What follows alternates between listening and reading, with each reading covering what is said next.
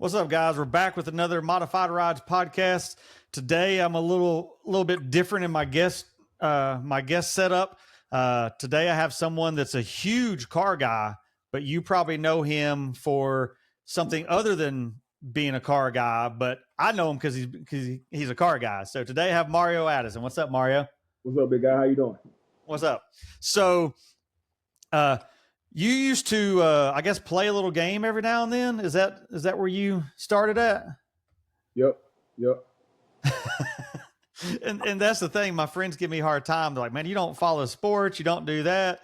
I'm like, that's just my thing. I'm a car guy through and through. So Mario used to play football. You play for the Panthers and I played with the Panthers, the Bills, and the Texans. Those are the teams, yeah. Okay. Those are the teams that actually paid me. But when I first started in 2011, I signed free agent with Chicago Bears. And so my first year and a half was kind of rocky. I played with the Bears, the Redskins, and the Colts within like a year and a half. But at the end of 2012, I signed with Carolina, which I was with those guys for like 8.5 years. Yeah. And when Carolina gave me that opportunity, I took it, ran with it, and the rest history. So what position did you play? Because I couldn't tell you shit about football. Hey, man, it's okay. And, hey, I played football. Not like, you'll be surprised. I mean, you know what I'm saying? People like are really football people. I was a pure athlete. So basically, a lot of people I was playing against, I didn't know none about them. I didn't know them. I was just playing the sport because I just like to play it. But I wasn't like a student of the game. But I played defense end and outside linebacker a little bit. Gotcha. Well, how did you get into doing that? Like, so we'll just do a short little football thing because I don't do sports. We got to get into cars. But how did you get into playing football? Was you recruited in college or anything? Yeah, so I was recruited in college. So growing up, I love football and I also love baseball. Played basketball also. Coming out of high school, I chose football over baseball. I was equally gifted in both of them, but I kind of like the contact a little more. So that's how I ended up, choosing football. But went on to play college ball at Troy. And after that, went to Chicago Bears. And ended up carving 12 years out of the league. Sounds like a lot of abuse. Ooh. Do your knees ever hurt you? Not anymore. Like when I was playing, they used to ache a little bit. But since I stopped playing, so when I stopped playing, a year and a half ago, I retired. I did a whole lot of like life changes, right? I stopped drinking, so I've been sober for a little over 5 years. I'm vegetarian now. So you know what I'm saying? Like when I stop eating meat, I'm not an advocate of stop eating meat, y'all. You do what you want. For me, I don't eat meat. But when I stopped eating meat, man, all my joints started feeling better. My ligaments, everything. Like I don't feel like I played 12 years, but I also feel like I can go play 5 more years right now. Even like I can come out of retirement and go play. Isn't gonna play? No, I'm not. But my body feel good. I run around with my sons, run around with the young guys. They barely can keep up with me. So when I changed those couple of things, then I minimized my sugar intake also. So I don't eat too many snacks like that. Shoot, I gotta have my sweets, man. I'd rather have sweets than food. I feel you. Well, when I was recording earlier with Eddie Sabreco, he was talking about his cheeseburger card, and he goes, "You need to ask Mario if he has a vegetarian card." Look, Eddie don't play, bro. Everywhere me and Eddie went, man, if they didn't do his burger right to the T, he ain't gonna touch it. He ain't gonna eat it. On to my, it can be off just enough. Anybody else, we'll maneuver around. We'll be like, all right, we're good. You know what I'm saying? But if Eddie's burger is not how you want it, his whole demeanor about to change. Yep. So once he give him that card, he mean it. Like he want it just how that card is. He's like, I can't believe you brought up my cheeseburger card. I was like, how can you not bring it up? You feel me? Eddie good people though. Eddie good people. Yeah. So he said to ask you if you had a card for that. So so we'll get to what we actually came here for, the cars. So I first met Mario through Sean at Ultimate Audio. So Ultimate Audio has done all my interior jobs from 15 until 24. And, Sean does, I guess, all your interior work too, and some of your builds, right?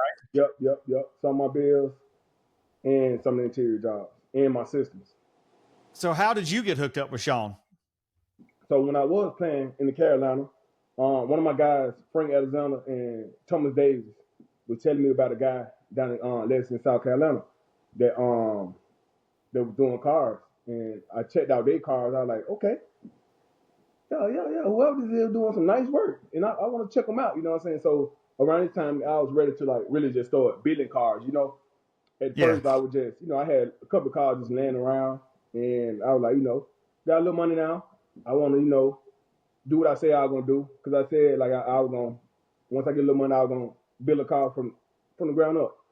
So those guys told me that Sean at Old Mario was the guy to go to. So I talked up with Sean, and the first thing me and Sean built was a Joker 4-wheeler back in 2000, like maybe 14, 13 or 14. I built a TRX 700, 07 model, fuel injected, and I put 22-inch Ford gyros on it and a custom Joker airbrush paint job on it. And when I say that Joker was clean with a loud system, it was nice, man. Because it's unheard of guys putting 22s on a 4-wheeler.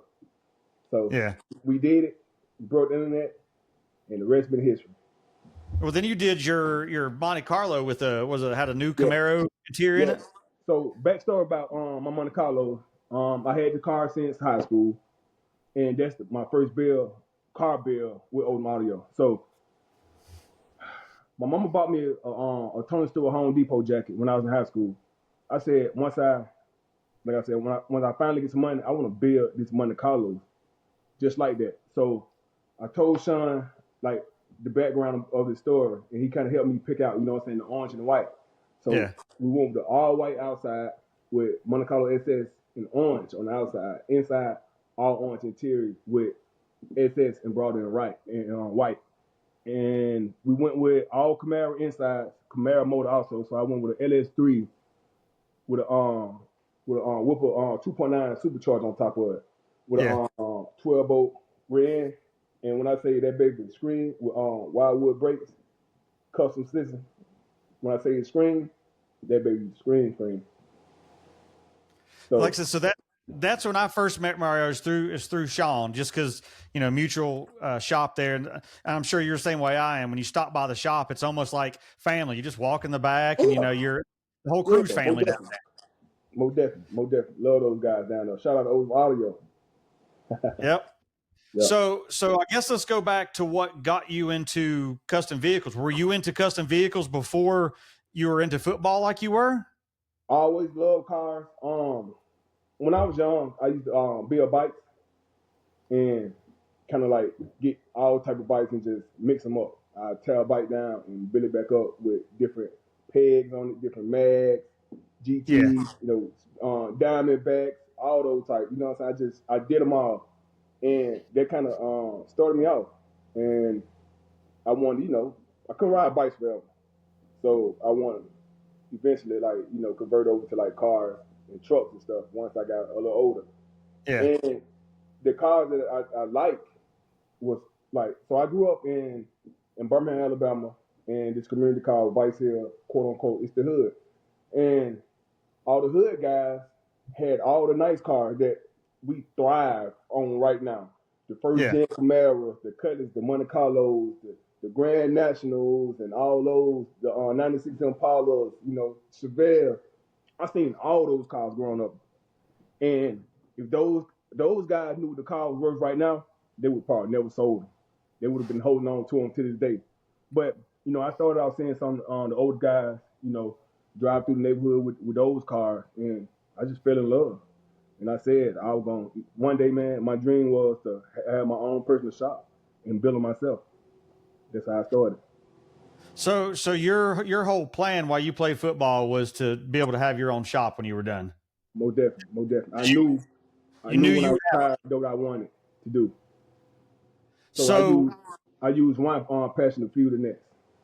So when you started playing, I guess that's when you started being able to be able to buy vehicles. What was the first crazy vehicle you had bought when you first started playing? All right, so my first truck was an Escalade. It was a 2010 Escalade. So that was my first vehicle ever like personally, like off the lot. There Yeah. was that. And then after that, the list goes on. My second car I bought, because mind me, I already had the Monte Carlos since high school. So I already had this car before I even went, to college and the NFL, whatever. I just, when I got the money from the NFL, I kind of, built the car like I want to. But then after that, I bought 75 Caprice convertible. No, I bought 73 Delta 808 convertible. Big boy. Big boy. Had that for a little bit. Then I realized I'm a Chevy man. So I got rid of that. Sold to one of my homeboys, dirt cheap. Then I bought me a 75 Caprice convertible. And that was my first dunk, like really, like car that I really bought that I knew that I wanted, like the bill. But you bought a stock one and then had it done. Not really. It was already kind of done up. So the car worth today, how I bought it, right now it worth probably about 45K. I bought this car at like 9,500 for one of my guys, one of my homeboys. Man. And only thing I had the car like it's set for a long time. Only thing I did was just change the rims, put another system in it, and I put another motor in it. So right now the car, well, it's that 75. You see, it's orange. It got an orange top, but the paint is blue. That's Yeah. you see on my Instagram and YouTube spinning around burning rubber. They're the car. That car right there. Okay. And when I bought that paint that was on the car when I bought it, I left the paint on there. So when I had that car over 12 years. But then you started, I guess, collecting vehicles and adding to it. Yep. Like, when did you know you had a problem? I guess that would be the question. When I knew I had a problem when I got to like 8 cars, and I still wanted more. I still wasn't happy, and I was like, But where did you keep them all though? Because you lived in downtown Charlotte when you was playing, didn't you? no, I stayed in South Park. So I only had like 2 cars up there. Everything else was down in Birmingham.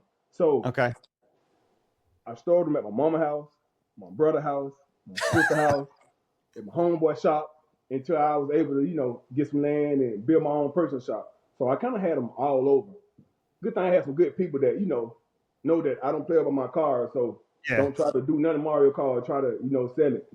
And then, so second car, I want to talk about it. My second car I bought was from my neighbor.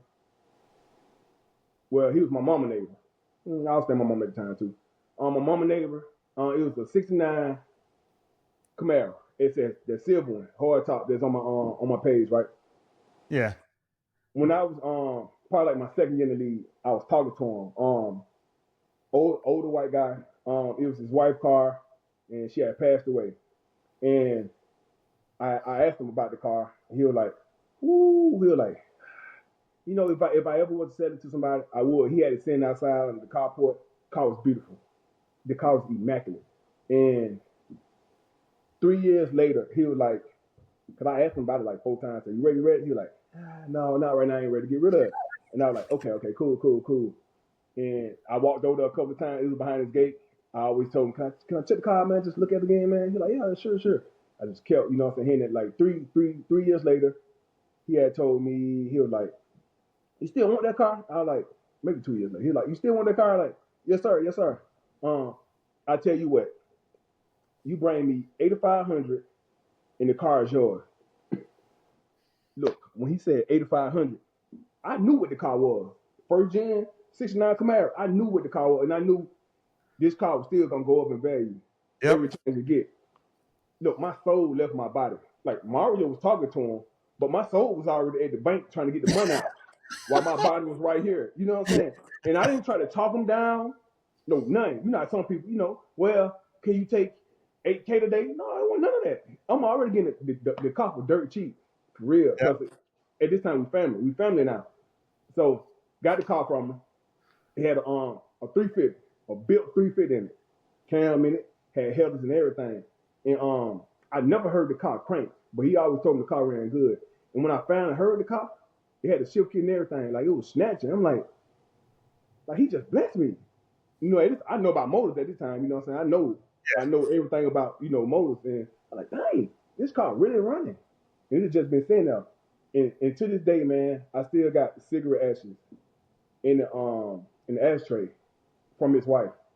I Oh, left them in there. So I got everything in the car stopped. Only thing I did was I put a stroker mode in it, and then everything in the car is exactly the same how I got from them. and that's the one car you really won't change That's the up. car I always wanted, and that's a car I would never sell. That's one of the car that you got to go to my kids, to my grandkids, somebody. That's why I'm gonna keep it the same forever. Yep. So is that the closest thing to a stock vehicle you currently own? Probably so. Interior wise, well, no. All right, the closest thing to a stock vehicle is I got a '88 Caprice Classic with the 305 OG motor, OG interior. Only thing I got on like a little custom paint and some 26s in the system. But motor wise, this one of the motors that I kept that and like interior wise. But I got like 3 Chevelles that stopped all the way out. And I got 69 convertible. And all my Chevelles are convertible. Okay. So I got 82, I got not 80. I got 68 through 72, all convertible. I got a total of maybe 12 Chevelles. Just Chevelle. Why Chevelle? No, say you got that many of just Chevelles. Yo, just Chevelles, 12 and just Chevelles. And I love Damn. it. But I'm this year, I'm gonna sell a couple on. I'll just keep them in my collection. You know what I'm saying? I'll get them for like good prices. And now it's time, capitalize off on for real. Because I got the ones that I'm keeping in my collection. I actually built the ones that I'm actually keeping. And some of them I built to sell. So Yeah. this year I'm gonna sell a couple on. But I got a couple of stock Chevelles with 350s in them with, shifts in the flow and all just OG motors. How many vehicles do you currently own? Do you even know? I'm right around, I would say maybe 52 to 54. Is that the most you've ever owned at one time? Yes. And you probably never thought as a kid growing up where you grew up that you would have that many vehicles. Ever. And I'm still like, when I come down the hill, like to my shop, because I got a gate, then I come down the hill, and so I got 130 acres. And oh, damn. Yeah, once I come in my gate, I'm in like my world.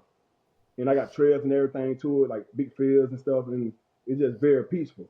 And can't no anybody like can come down to the shop. So when I come down and I look at the shop and I look at some of the cars that I just got outside just chilling, and like it bring me peace. And I'd be like so happy just to see it, you know what I'm saying? But I never imagined that I would be in this position right now. So I guess with that much property though, so are you going to start farming now that you've retired from football, or? You know what? A lot of people been, like kind of convincing me to do it, and the fact that I kind of eat clean too. I said I may do some because when I bought this property, long time back in the day, a guy used to have it. It's a field in the bottom that we got down there that we kind of keep the trailers at, the big trailers, and it used to be a pasture. So then we got like a little screen of water coming through it, and they used to have like a little wire fence going all the way around to keep the animals in there or whatever. So I might like section off some of it and just give me a couple of little animals or something, man, just to West Coast. But and if I do it, man, I really want to, like, if I was to do something, it'd be a garden. But if I do get animals, you know what I'm saying, I try to do it for like a tax write-off or something like that. You look good in a pair of overalls and a flannel shirt and some cowboy boots. Well, flannel shirt. Don't tell Eddie that. He'll flood me with so many flannels, man. But yeah, man. And I'm actually getting into like wearing cowboy boots too, so I can see myself in a flannel shirt, with some overalls and some boots, man. I got a couple of work boots. How big of a shop do you have on property? All right, so I got a 60 by 120. At first it was 60 by 100, and I added like another like bay to it. And it's kind of like a storage area. And I ran out of room. In it. And now I'm building another shop right across from it, and I'm gonna do it just like it, but I'm gonna have like 14 high ceilings. Like it's gonna be a bigger shop, like for when I pull my trucks in. Cause I think them doors in there is like, I want to say they 10 or 12, one of them. But I know it's just gonna be a little bigger. Your truck, your C10 fits in it though, don't it? Yeah. My C10 it fits in it. Yeah. And that's part of the higher truck that I'm gonna have, but I still want bigger doors on this other shop just to have bigger doors just in case I decide to do something crazy. But so having that many vehicles, how do you choose what you drive every day, or do you just have a daily that's just your go to the grocery store thing? Now I'm really lame because I'm supposed to drive a different car every day. I should, but me, I just jump in the AT4 and just drive it, my truck. It's just convenient. So with the cars, I gotta pull them out. You know what I'm saying? I got them all I got maybe 15 lifts in there. So I got one at the bottom, one on the top, all throughout the shop, right? Yeah. And I wouldn't say it's a hassle, but it's so on the weekend that when I really jump in some. On the weekend, throughout the week, I just jump in my truck and just maneuver around. And I'm in the process, man. So I got tags, like custom tags on most of all my cars, but I don't drive them. So I'm really wasting money, right, on tags. So I think I'm finna go and switch all my tags to Bennett's tags, and I never have to worry about another tag ever again. So I think that's what I'm about to do because I don't drive these cars. Will the grease monkey need to help me drive them, so he said he was gonna start just drive them home and bring them back the next day. So hopefully he help me out. Well, speaking of Will, I hope you don't let him drive too many vehicles like the Blazer, though. Ooh, the Blaze almost took Will out, man. Like for real. But the brakes went out on the Blazer. He went to the bottom of the hill where I said the trailers was, came back up, and the truck cut off. And the brakes went out. At first when he went down, the brakes kind of gave him a little problem.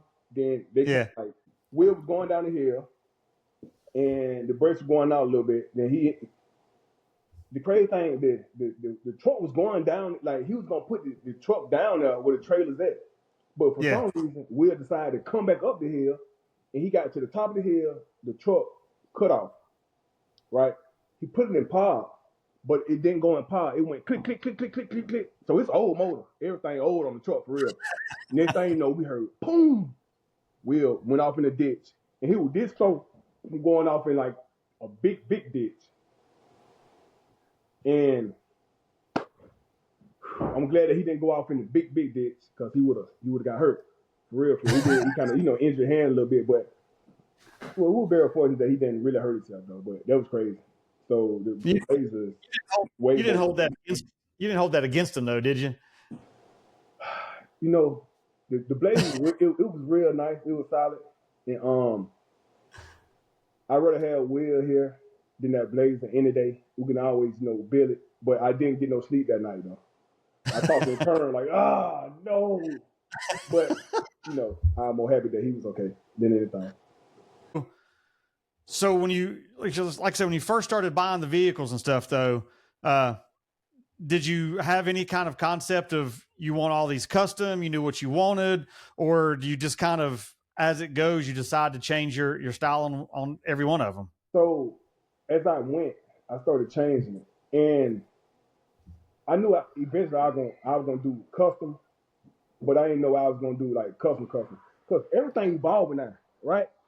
You can't just can't have no plain car, no plain motor and everything now because everybody run out of your life. They will run out of your life if you got a 305. Think you can roll some of your homies with these LT motors and these LS and supercharged and pro charged, all these motors. So I hate that I feel like this now because some cars I want to just keep stock, but I can't. Yeah. I gotta put another motor in. I gotta up the horsepower. I gotta stay with the trend because you don't want to be left behind. And that's what's hurting me right now because I got a lot of cars that I want to keep stock, but I can't. First thing I do, man, snap the motors out, man, put something good in it. Well, that's just the gearhead in all of it. It's I can't, even if I have a little beater I'm driving, it's got something done to it. You can't have stock. That you can't have them stock, man. You can't have them stock. And it's just like you said, the gearhead, it's just what it is, man. So, as people on YouTube can see on this version of it, you have your Built by Yo. So where did that brand come about? I guess that's the shop side of it is Built by Yo. Yeah, that's shop side, and I got the Hit Stick brand, which is more so that's the football side, and in my fraternity side. So the whole name Hit Stick came from my fraternity when I crossed Omega Psi Phi. They gave me that name, and they gave me that name because I was playing football at Troy at the time. So that's where that name came from. So I just ran with that, the Hit Stick for a while. But now I'm more so Mario the car guy now. So I had to switch the brand up and give myself a name for the car side, which was Built by Yo. And that's why it's Built by Yo now. The shop is Built by Yo. As in Mario? As in Mario, yeah. Yeah, that's what I figured. Yeah. So what do you have your, I guess, a YouTube channel and all that. So tell the people what you have on your channels. So we just got monetized, you guys. And on my channel, you will see a little of everything, man. This environment is a fun environment. So all our cars are, retro mods, and everything been kind of souped up. You'll see us, kind of spinning the cars around, having fun, showing you that, what these big cars can do with a little horsepower. Yeah. And I got a couple of episodes too, kind of breaking the cars down on where I got the car, where I got it from, how much I paid for it, what I actually invested in the cars to get them where they at right now. So, a little everything, man. Then you'll see us anywhere from riding through the trails on a four-wheeler side by side. So kind of introducing everything about the brand and what we do down here. And a lot of people ask me like what we kind of specialize in. So the two things I really outsource is my paint and interior, but my new shop, I'm gonna put a paint shop down there. And my single truck, we actually painted here at the shop. And but we outsource like paint and interior until I get the shop, the new shop, and I have more space. But we specialize in motor work, suspension, brakes, anything dealing with those things, and we knock those out like with our eyes closed. So you do work for customers, not just your own personal vehicles? Yeah, we'll touch. I'm very selective on who cars I touch because I hate dealing with different personalities. Yeah. So, like I said, I'm very selective on who car I touch. Right now, we're doing some work for old Michael Orr, and supercharged his car repaint. He got a 70 Chevelle. Supercharged his car, painting the car, doing a couple of mods to it. You know what I'm saying? And little stuff like that. But yeah, I'll do one of those guys' cars because I know they ain't finna hassle me and do all that, this and that. But as far as guys around the Birmingham area, it's a couple of guys that I touch their car. And but for the most part, I really don't do too much. Are you out there turning wrenches, or is it just Will out there turning wrenches? Me, because we know you don't clean your stuff. I see Will cleaning it. Well, we gotta give he the brains behind the operation. We know Will do most of all the work, but me, I come out there and help out. And we got another guy named Darcy. He's just like Will. He one of Will's good friends too. So those are two like main mechanics in the shop. And like me, I know everything about the cars. I don't really do everything like they do, but I can help them out. I like the concept of where you break down. You said in the videos where you talk about what you paid for it, what you put in it, because a lot of people see these custom vehicles and don't realize the amount of money. They think, oh, it's a $3,000 paint job and it's a $1,000 set of wheels. Like to be able to break that down for people to know what it actually cost is kind of probably eye-opening for a lot of people. It really is, man. In the car industry, everything has evolved. And the people who selling these products, they know that also. So they kind of raise their prices too. And when you can buy like, a cool pair of rims, man, for like $2,000. Now you can't find them for $2,000, man. You're paying like $6,000 and $7,000 for a pair of rims now. Yeah. Even motors and supercharged, everything going up. I sound a little weird, man. I got my Invisaligns in. So y'all hear me slurring just a little. I don't talk like this. I got the Invisaligns in, so bear with me. But yeah, everything evolved, man, when it comes to this car stuff. So like bills are higher now. So if y'all go out here and try to buy somebody a car, you might want to come with some bread, man, because they spent a shit ton on their car. And they ain't finna sell it to you that cheap as you think you about to buy it for. So, we ran into each other out at SEMA this year. I guess this year was the first year you'd ever came to SEMA. Yep. Like I've heard the story of how that came about. So tell the listeners how it came about that you all of a sudden had a SEMA vehicle. Okay. So we're talking we were talking to Eddie, right? Eddie At was like, AMD. yeah, Eddie was like, Eddie at AMD. Eddie was like, you guys should come to SEMA. And Will kind of took it literal. I was like, oh yeah, I want to go to SEMA. But I was going to SEMA just to go. Like just to see what's going on, check out everything. You know what I'm saying? But Will like, bro, let's build something for it. I'm like, you sure? Like, you know, you think we can build something for SEMA? Because in my head, I'm like, you know, bro, it's SEMA. Like, these, like, the best of the best cars. Like, everything is immaculate. And we're like, yeah, we can do it. So we put a little plan together, and we said, you know what? Let's build a truck. And, you know, I already had, you know, the C10, the brown C10, but we want to do something out the scale. We want to do, you know, a square body that would lift in the air, you know, on 30s, on 42s, with a real custom frame and custom interior. We were like, that'll be something different. And that'll give people something, you know what I'm saying? You're going to have some people be like, they should never did that to the truck. But you also will have way more people saying, wow, that's a beautiful truck. I would never thought of that. You know what I'm saying? So we want to do something that'll catch everybody's eye. That's why we went with this lifted square body, with the chassis from Plan B, and you know, Ultimate Audio did the interior. Like I said, they shine out of Ultimate Audio. They always do the interior, and we did all the motor work. And we bought some Forgiato rims on 42, and put the truck together, man. So South Carolina, Florida, Alabama came together, and we got this thing done. Most people, they plan stuff out, and they spend a year or two build something that caliber. You had what, 2 months? Yep, 2 months. Once you got everything together, 2 months to really just put it back together. And it so was, when you like, it was so nerve wracking. It was like, dang, like we did all this. We booked the hotel. We did all this. Did all the work. Paid this. Are we really gonna make it to SEMA? That jump. It came down to like the last 2 days before it was time to leave, and we had to push a day back because the computer was tripping, and they had to send us a whole nother wire harness, and we had to wire that up within like a couple of hours. So everything that could have went wrong, it kind of went wrong. But we happy that it did go wrong because we didn't give up. It made us work hard, like really like 2 weeks, non-stop, like night and day, trying to get the truck together. We finally got it together, and then something happened. Then we had to, you know, do something else to it to get it back right, and we did it. We got on out there. We had fun, and we got some good footage from you. You shot the truck, man, and you did an amazing job too, man. You that guy, so I appreciate you too, man. Thanks, man. So whose spot were you in at SEMA? Because you were parked there on that bridge. We did. We was on horn blasters. Horn blasters. Okay. Yep. On the bridge. Yep.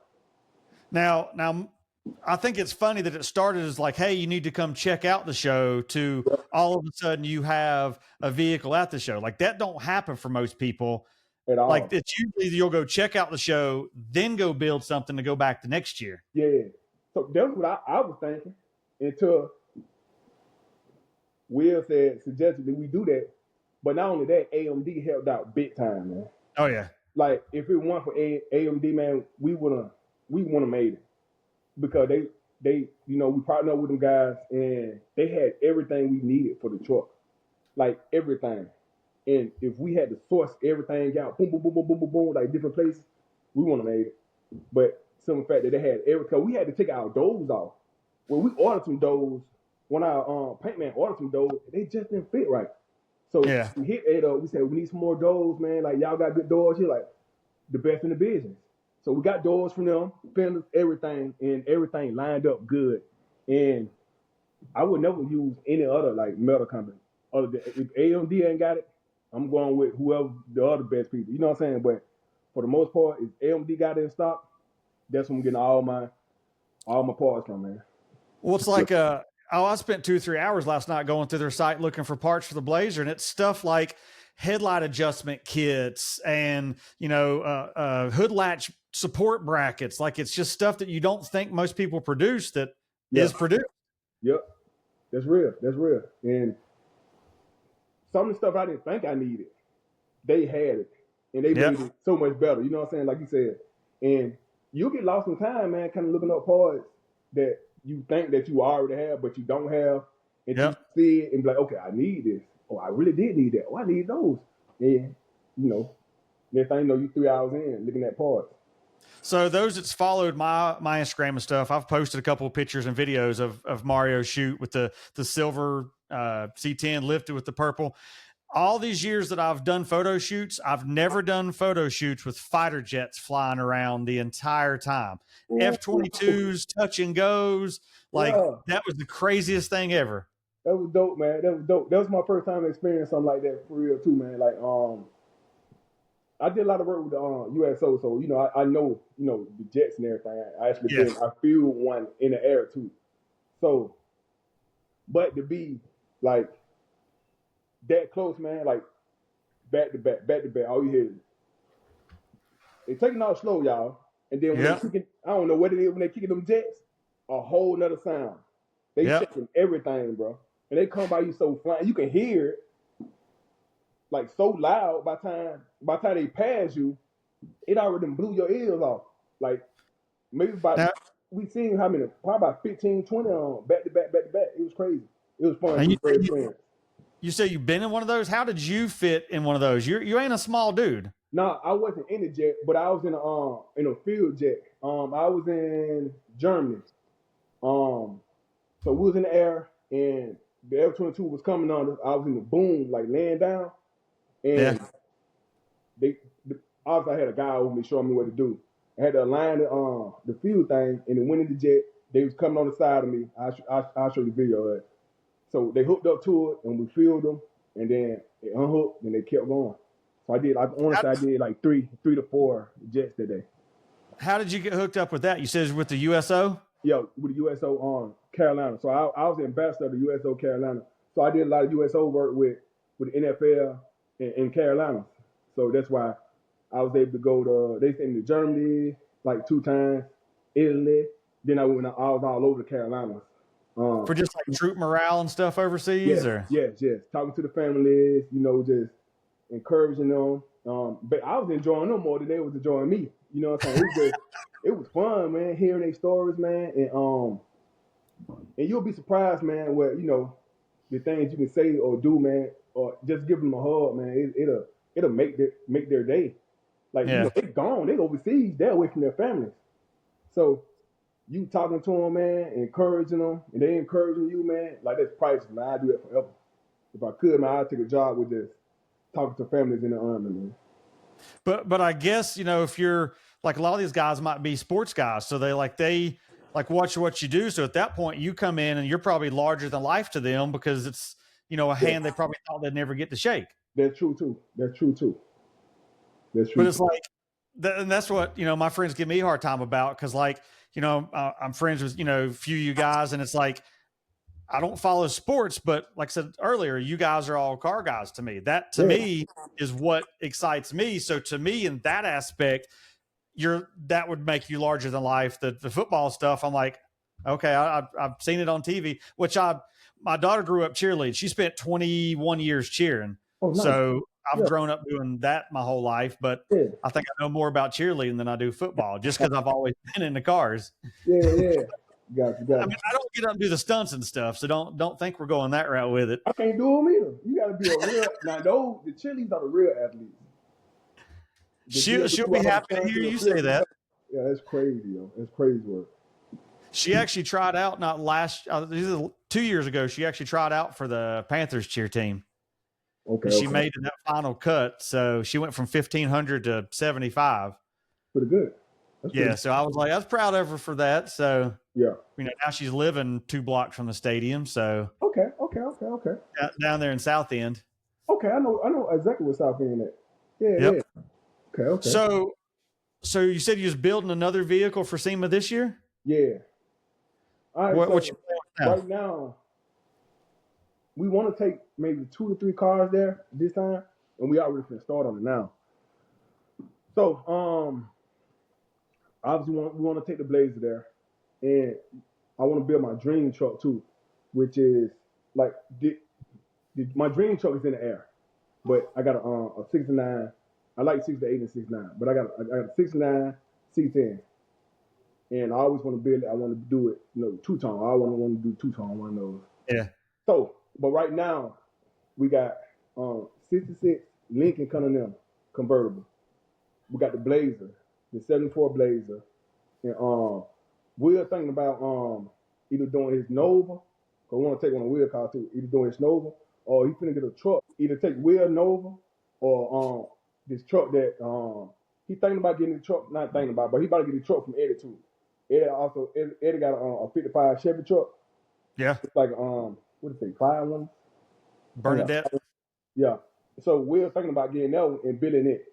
So, we really like if we're gonna take multiple cars, we also want to get cars that we know we can get parts for. We don't want to be stuck in the light, you know what I'm saying? Or in the dark trying to, do a car that we gotta. Have you ever built a Lincoln? No. They said Lincolns are money pits because they expensive as hell. They are. So I got the Lincoln and I got majority of the parts for it. And I already got the Coyote motor mounts and everything, motor sitting in it.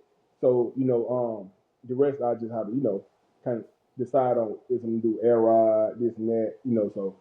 Hard top or convertible? Yeah. What was your plans for the Blazer? Being I'm building a Blazer for this year, just kind of curious on what your plans are. I definitely want to do a chassis.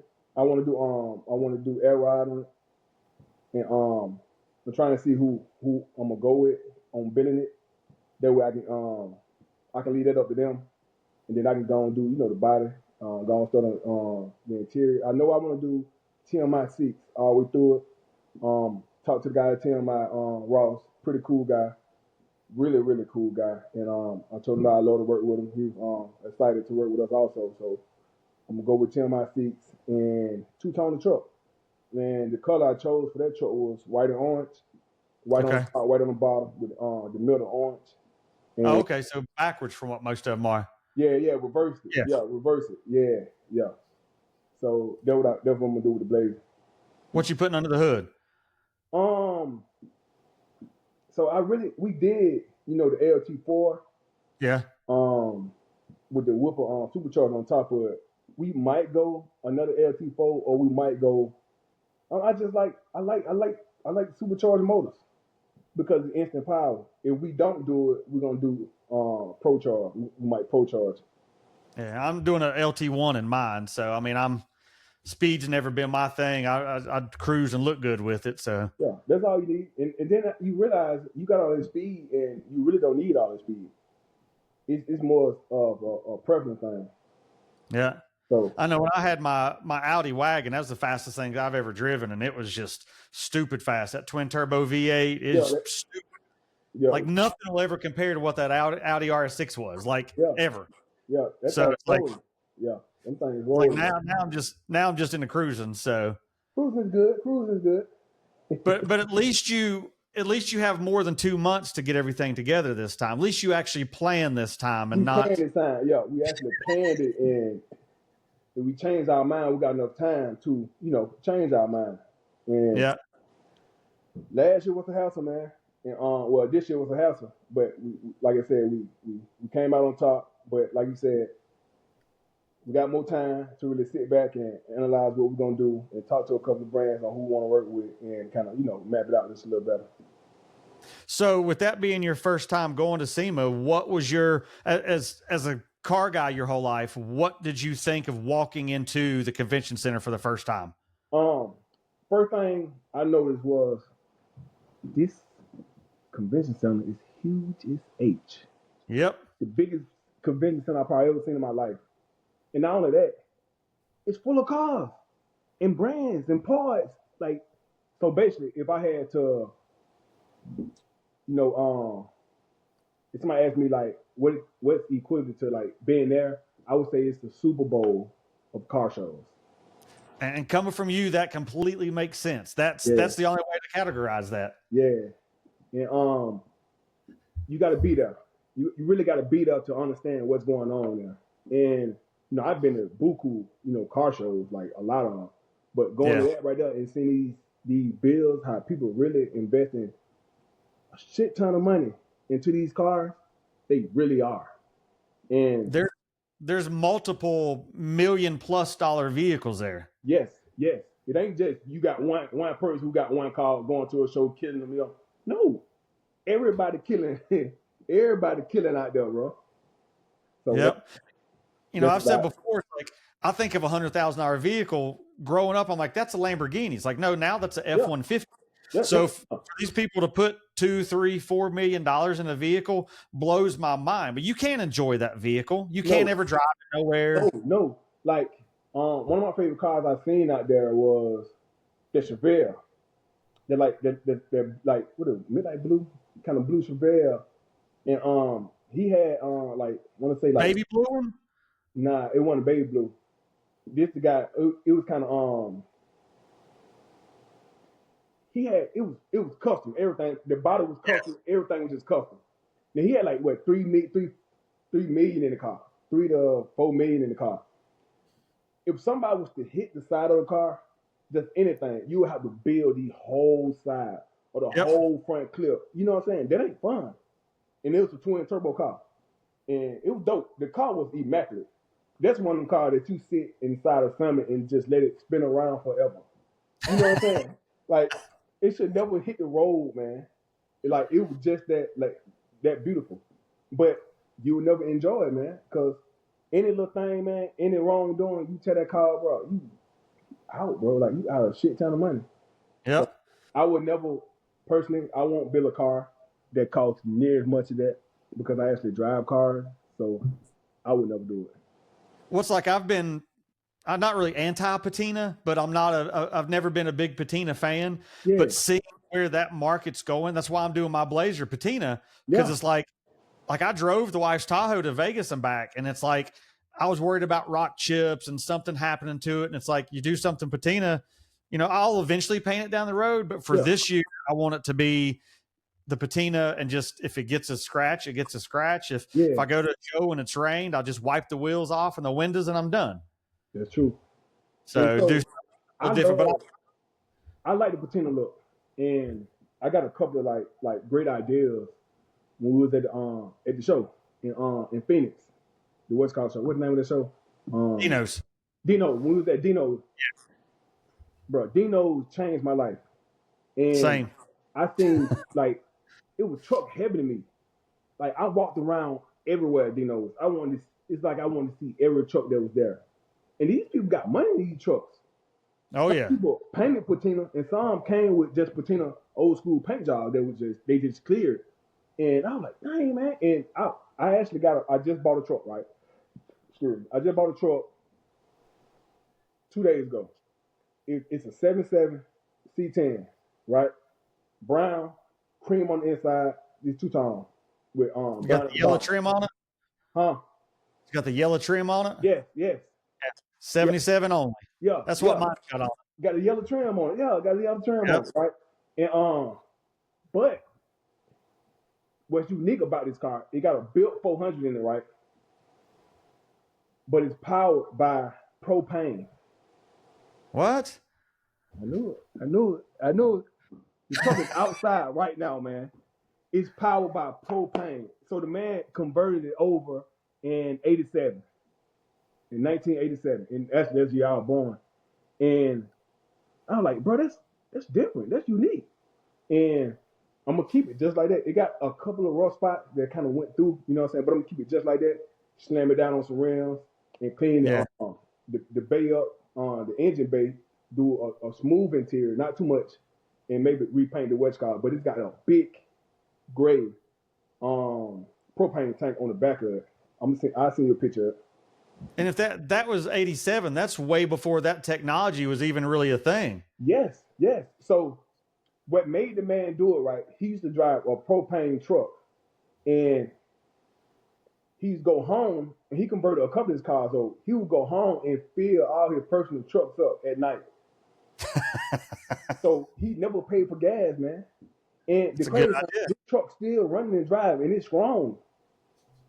Off of 87 propane like hookup. Like that's why I bought the truck, man, because it's different. And I'm not gonna convert now. I'm gonna keep that mold in there. I'm gonna keep everything in there. And it's Yeah. crazy. So what does the future look like for Mario, other than the SEMA stuff? After that, what does the future look like for Built by Yo and Mario? I really want to get into building cars for all my guys like all my NFL guys, NBA guys, touch some of those guys' cars, and really just continue doing what we're doing, man. Enjoying life, man. One car at a time, and we at peace down here, man. When I say down here, when I say the hole, we come down in the hole. When you come through the gate and get at the bottom, you down in the hole. We have peace down in the hole, man. And in the future, man, we just want to work with good people, man, and have fun while we do it. So, and we working towards it, and in the near future, man, it's gonna be a household name. I know next time I'm down in Alabama, I'll have to hit you up and swing by and check it out for sure. So come on down, man. We'll have a good time. We'll put something on the grill, go ride the trails, side by side, four wheelers, everything. I know I've had the discussion on some of my other podcasts with some of the guests. Me and you also share another expensive habit is sneakers. Oh my God. Of course, I've seen your sneaker room. Yes. It makes me jealous. Do you even know how many pair of sneakers you have? No, I've been lost count when I had hit over like 800 pairs. Damn, I thought my 80 was bad.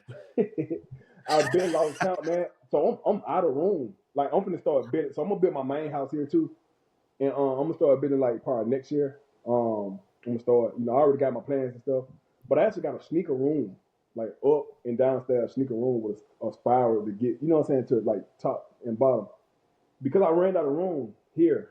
So it's bad, man. But I actually slowed down. I slowed down. I don't buy as many shoes as I used to, and I only buy one brand, which is Jordan. Because if I bought all the shoes that I wanted with different brands, I have entirely too many shoes.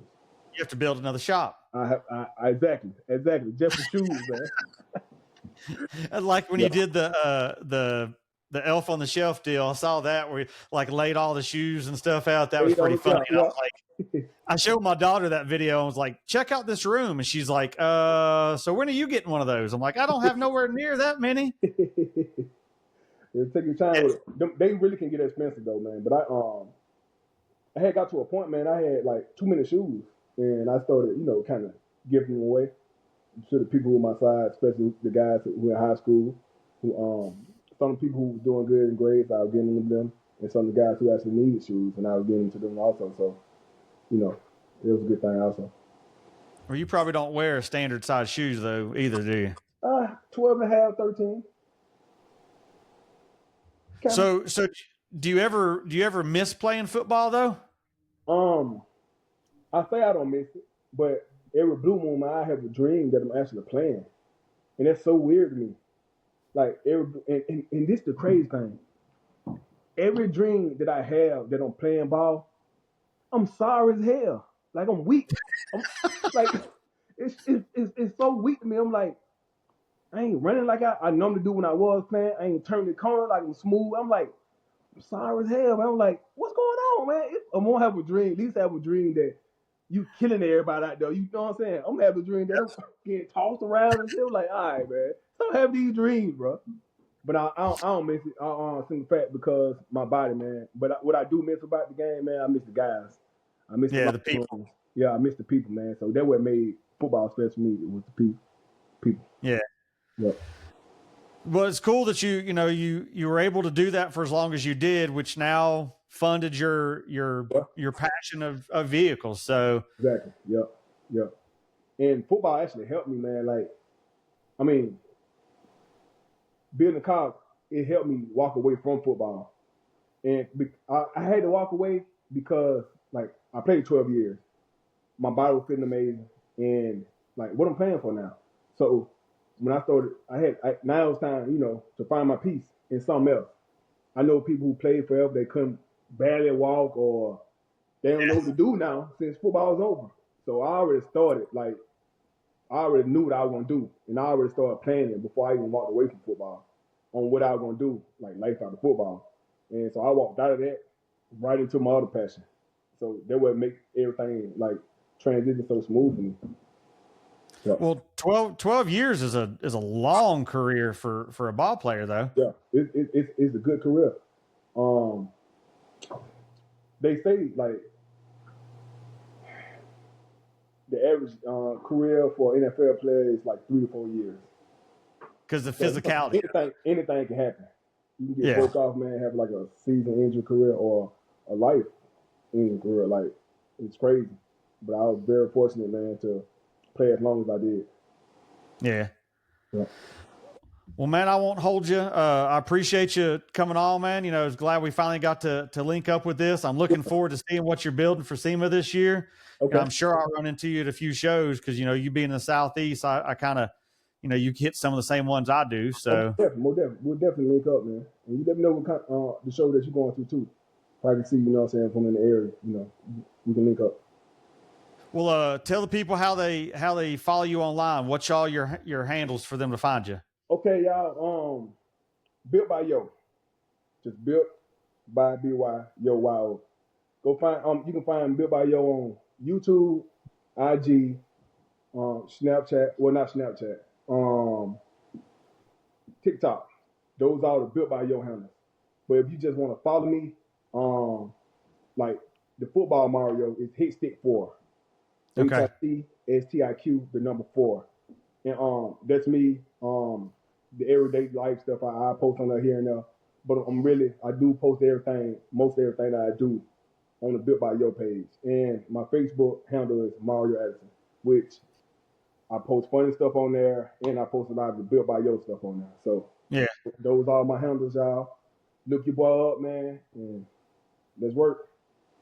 So I asked, you know, you mentioned you had TikTok. So same thing I asked Eddie when I recorded with him. So we're going to see you dancing on TikTok. Is that what you're on TikTok for doing the dances? No, it's straight Built by Yo. But, you know, booty shaking? I show a little, you know, working out on there a little bit. That's all. But I don't know how to dance, man. I suck at dancing, like for real. That's what I always ask. Everybody's got, you know, that's all you see on TikTok is all these dance, you know, challenges and stuff. These challenges. That's all you see. You show right. And it's a trend, man. They keeping it up too, man. They keeping it up. Yep. Yep. Well, like I said, I appreciate you coming on, man. It was good to catch up with you. So, and we'll keep an eye out for all your builds, man. All right. Appreciate you, my brother.